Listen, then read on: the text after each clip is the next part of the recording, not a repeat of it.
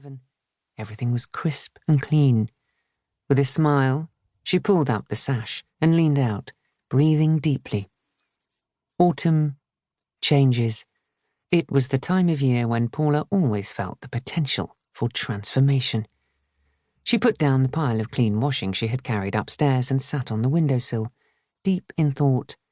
It was invariably during October that Paula and her husband Tommy would begin talking about making alterations in their home life.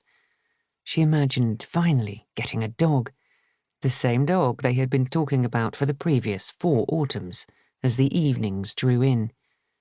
Somehow, the cold blue sky and the piles of leaves made it easy to imagine them wrapping up and taking family walks in the countryside that bordered their Essex home. Often, the talk would then turn from a puppy to a baby. The conversation was always started and led by Paula, with her pointing out that if they were going to do it, then it should be soon.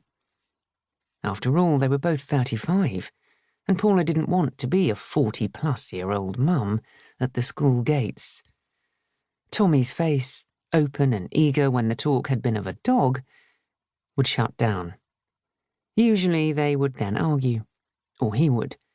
She would sit there on the lonely 3-piece suite, her head nodding lower and lower, until he had patiently explained all the reasons why it wasn't a good time. He'd had a lot of reasons to hesitate the last 4 years of new changes, new life conversations.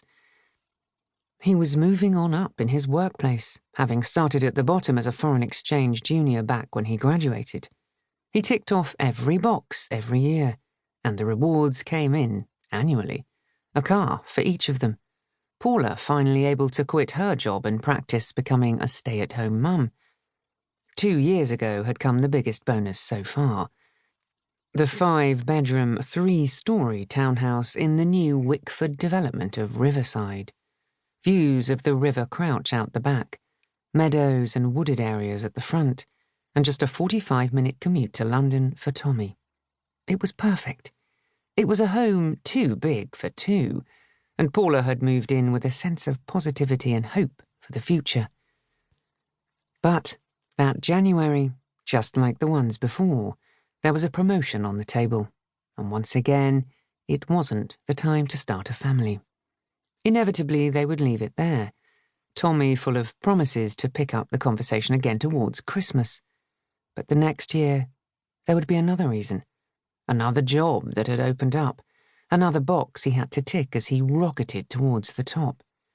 Not the best time, maybe next year. She appreciated that she didn't understand how hard his work was. Not really. After all, she had all the time in the world. All the hours in the day were hers to do with as she wanted. As long as there was a nice dinner on the table for him when he got home. Paula drummed her fingers on the window pane. Could this year be different?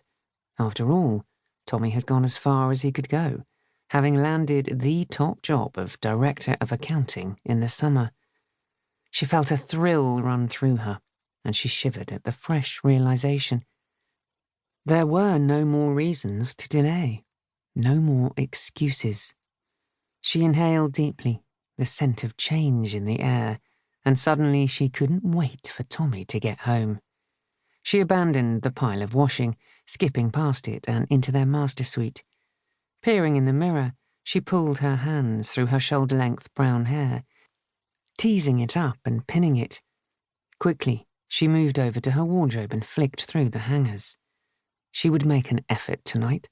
After 10 years of marriage, it was important to keep things good for her husband, who worked all the hours. She would nip down to the butcher's on the high street and buy a couple of nice steaks for dinner. Candles and wine. She made a mental note as she pulled out a woolen dress, the same shade as the leaves outside.